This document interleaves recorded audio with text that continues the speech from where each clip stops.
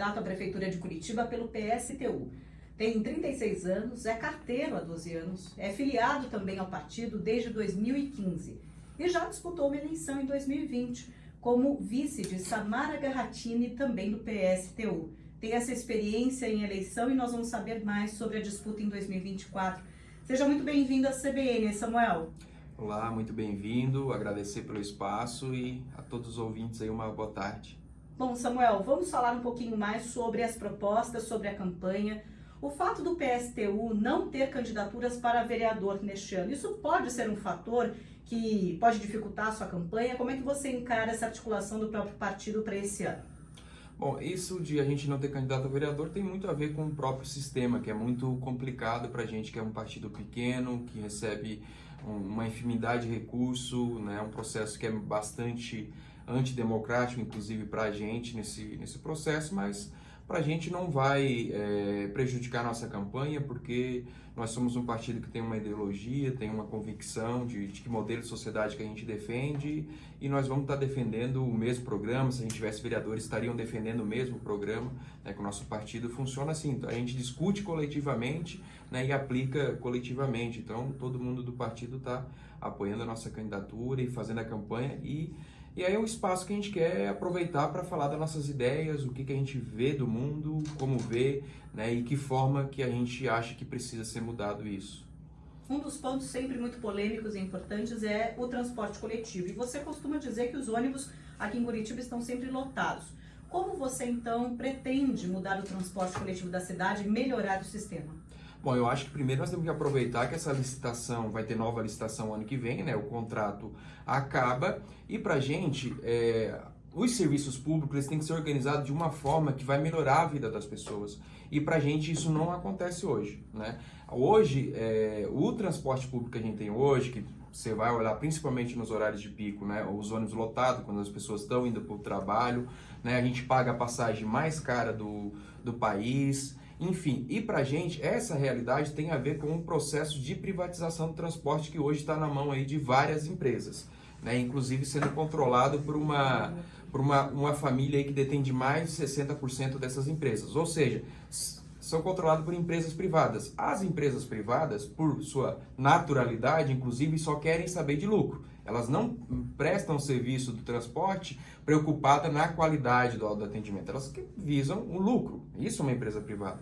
E a gente acha que tem que acabar com isso. A gente defende municipalizar o transporte. A gente tem Araucária aqui do lado que a passagem é R$1. Se a Araucária pode ser R$1, por que a gente não pode? Por isso que, inclusive, a gente defende, né, municipalizar para acabar com isso, parar de dar dinheiro público para essas empresas privadas, né, que qualquer reclamação deles, o Greca já manda milhões a mais em aditivos, né, isso é comum, isso é notório, a gente vê, inclusive, então tem que acabar com isso, reduzir a tarifa, porque daí a gente vai transformar o transporte coletivo de fato mais atrativo, isso inclusive vai ajudar a melhorar o trânsito, né, porque as próprias condições que o transporte tem hoje faz com que o número de usuários tenha diminuído. Então nós temos que transformar ele atrativo, porque inclusive isso está ligado inclusive à discussão de meio ambiente e tudo mais, né, de renovar isso, rumo à tarifa zero. Enfim, uma coisa que a gente discute também no nosso programa é a volta dos cobradores em todos os ônibus, para que as pessoas paguem a passagem do jeito que elas bem entender, mas para que o cobrador preste um serviço social também, de ajudar as pessoas com deficiência, as pessoas idosas, dar informação,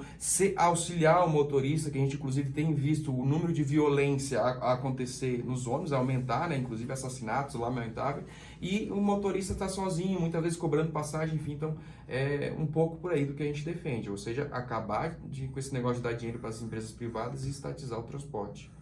Você tem a experiência da sua profissão de carteiro, ou seja, percorrer muito da cidade. Como a sua profissão também influencia no seu plano de governo, nas suas propostas? Eu queria também ter um pouquinho dessa tua experiência em relação a isso, Samuel. Sim. Não, é muito bacana, né? Assim, por quê? Porque, por exemplo, aqui já entreguei em diversas regiões da cidade. Entregava na Vila Capanema num dia, às vezes, e outro dia entregava no Batel. Então, isso você vê um contraste na cidade, um contraste que é extremamente violento, entende? De um lado da cidade, uma região, né, mais bem equipada, mais bem estruturada, e de outro lado, né, falar Vila Capanema, na região central da cidade, entende?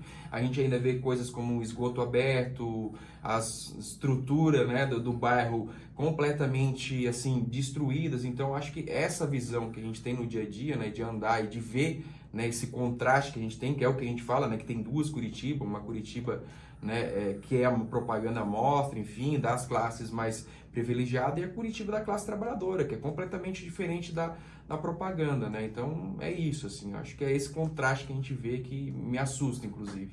A desigualdade foi citada, inclusive, em vários momentos por você. Como então diminuir essa desigualdade social em Curitiba? Bom, primeiro, assim, para a desigualdade social diminuir em Curitiba, primeiro que é isso, a gente tem que ter um plano de governo que vai ser voltado para a classe trabalhadora, é isso que nós estamos vendo. Não estamos dizendo que vamos governar para todo mundo, que nós vamos continuar dando isenção fiscal para as grandes empresas, esse tipo de coisa, ou seja, nós temos que investir o dinheiro da prefeitura e melhorar isso, melhorar a educação, saúde, primeiro, né, para ter acesso a esse serviço de qualidade. Você já veja bem, em 2023 foram 2,5 bilhões destinados a terceirização da prefeitura. Isso é mais de 20% do orçamento da prefeitura que vai para a terceirização, ou seja, que vai para o setor privado. E esses processos de terceirização, o que acontece? São empresas que ficam responsáveis por fazer esse serviço e contratam trabalhadores. E normalmente esses trabalhos terceirizados são trabalhos inclusive precarizados. Então, para a gente, um elemento central é acabar com os processos de terceirização. A gente fazer todas as obras da prefeitura, tudo isso com mão de obra concursada, efetivar as pessoas que já estão nesses postos de trabalho, né, para fazer, por quê?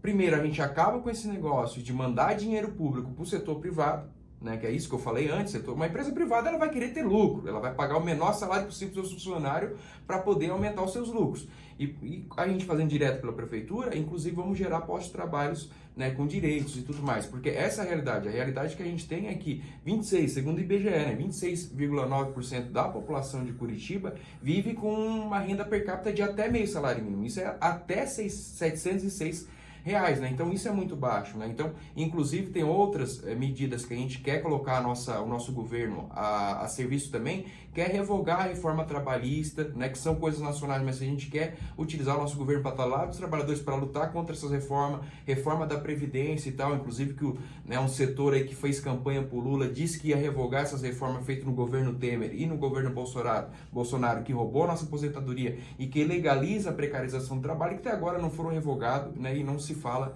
em revogar essas medidas. Então, são lutas nacionais que eu acho que o nosso governo quer estar ao lado dos trabalhadores também para encampar.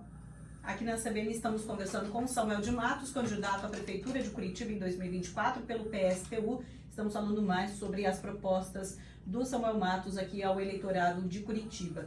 Aliás, também sobre um ponto importante da cidade é a questão das obras públicas. Qual o seu plano para obras na cidade? Aliás, você já comentou, já defendeu que é preciso também ter um plano para isso. Qual seria?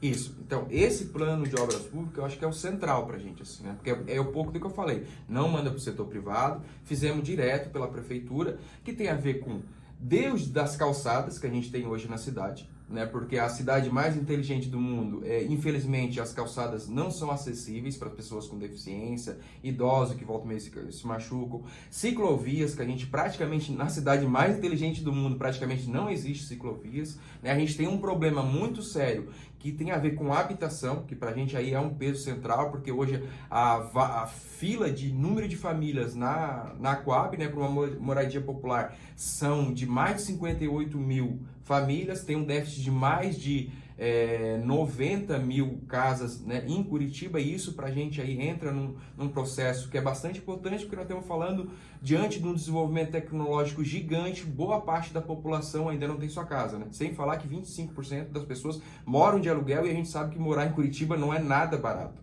de aluguel, né? Então, o plano de obras públicas vai para resolver isso, ou seja, a nossa administração vai estar colocada para fazer as obras que vão melhorar as condições de vida. Por exemplo, a gente tem 322 favelas e 93 loteamentos irregulares na cidade. Em começar por regularizar tudo isso, né, e investir em obras públicas para que tenha posto de saúde, que tenha saneamento básico. Então, é isso, e tudo via prefeitura, diretamente pela prefeitura, construir essas obras, né? Em relação ainda a essa questão de recursos para essas obras, para a mudança no transporte, para essas questões de, né, de acabar com a desigualdade, ou minimizar a desigualdade social. Como também no seu plano de governo está contemplado isso, essa questão de obtenção de mais recursos ou de subsídios, de financiamentos, o que você pensa também a respeito disso? Bom, hoje em Curitiba, por exemplo, dos recursos próprios que entram na prefeitura, o ISS, que é o Imposto, né, sobre Serviços, que é pago pela maioria da população, é praticamente 50% do que é arrecadado pela prefeitura. Então tem uma coisa que se costuma dizer muito no Brasil, que tem muito imposto, o custo da produção é muito alto, que tem que reduzir imposto. A gente acha que não. Acho que os ricos, os grandes ricos mesmo, os bilionários, que pagam menos imposto, quem paga mais imposto proporcionalmente é a população, é quem ganha menos. Isso na cidade é muito difícil, né, de se fazer, mas a nível nacional a gente defende sim a expropriação dos bilionários, né, taxar os super ricos, os milionários, porque para a gente é inadmissível que a gente, um punhadinho de pessoas tenha muito dinheiro, né, e a grande maioria da população tenha que contar as moedas, tenha que estar no supermercado catando promoção, porque muitas vezes o salário não chega no final do mês. Então, para a gente, e isso tem uma coisa, e nós queremos discutir aqui, inclusive isso, taxar, né, os milionários da cidade, os super ricos da cidade, que ainda vão continuar ricos e tudo mais, e vai ter dinheiro. Para a gente não tem como resolver os problemas mais básicos da sociedade se a gente não se enfrentar com esse setor. Se a gente continua com essa política de dando isenção fiscal, dando incentivo, não vai resolver, entendeu? Porque vem aqui, bota a fábrica, quando acha outro país ou outro estado que tem mais isenção, eles fecham a fábrica aqui e não querem saber, né, dos trabalhadores que estão empregados e tudo mais. E pra gente, isso é o socialismo, né? Isso pra gente é o socialismo, que é uma bandeira que a gente defende, que é revolucionar a sociedade. Inclusive, nós queremos discutir isso, que os problemas têm a ver com a má administração, com corrupção, mas não só isso. É que nesse sistema, tudo que é produzido, a organização da produção da riqueza, em todas as fábricas, no campo, tem a ver com o objetivo de ter lucro. E não tem a ver com como melhorar a vida das pessoas, né? É isso, a gente vai no supermercado, é um terror, os preços estão lá na altura. E a gente tem uma capacidade de produzir alimento extraordinária. O Paraná, inclusive, é um dos maiores produtores de grão do país, entende? E isso não se reflete em comida barata para os trabalhadores. Então tem a ver com isso, a gente mudar essa lógica. E pra gente é isso, pra gente socialismo não é o que tem na Venezuela, não é o que tem em Cuba, não é o que tem em China, né? Socialismo tem a ver isso, colocar toda essa produção a serviço de atender as necessidades da população. Temos mais 3 minutos da nossa entrevista, Samuel. Eu gostaria de perguntar para você sobre saúde. Nós temos uma realidade de custos cada vez maiores, a população também acessando cada vez mais o SUS diante dos custos do plano de saúde, ou até da informalidade, vamos dizer assim, de cada vez mais não estar ligada à assistência por um plano com o emprego formal. Como também esse desafio pode ser encarado caso você seja eleito? Como você também olharia dessa forma ou para esse problema na cidade? Não, isso é a situação que a gente tem na saúde hoje é um absurdo, entendeu? Uma pessoa que precisou ir na UPA, uma emergência médica, passa horas na fila. Isso tem a ver também com a privatização. Tem a ver que hoje a prefeitura, para resolver o problema da falta de efetivo, né, usando a FEAS, que é a Fundação Estatal de Atenção à Saúde, tem privatizado, tem possibilitado de fazer contratações através de empresas privadas. Por exemplo, nós era para ter mais de 1.700 médicos na cidade hoje, nós temos 652 médicos na cidade. Então é aí que está o problema, você não tem mão de obra, você não investe o suficiente, tem que investir mais, começar por aí. Parar, só pelo fato de parar de dar dinheiro para as empresas privadas já vai ajudar muito, certo? E nós vamos ter que aumentar esse investimento, porque é aquilo que eu falei, você vai contratar uma empresa, ela vai contratar outra empresa, e essas pessoas não vão fazer esse trabalho de graça, alguém está levando muita grana em cima disso. Um minutinho para a gente fechar, o seu recado final aqui para o ouvinte da CBN, Samuel.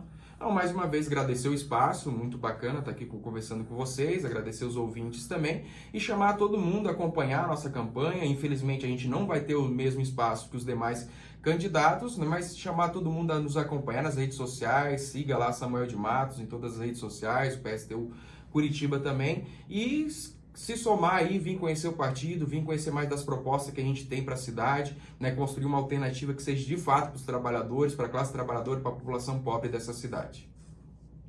Conversamos aqui na CBN com o Samuel de Matos, candidato à Prefeitura de Curitiba pelo PSTU. Lembrando que o Samuel é candidato, tem 36 anos, ele atua como carteira 12, é filiado ao partido desde 2015 e agora pela primeira vez está disputando este cargo à Prefeitura de Curitiba, mas ele já tem experiência de uma eleição anterior, também numa chapa do PSTU. Você confere mais sobre eleições no cbncuritiba.com.br. CBN, a rádio que toca notícia.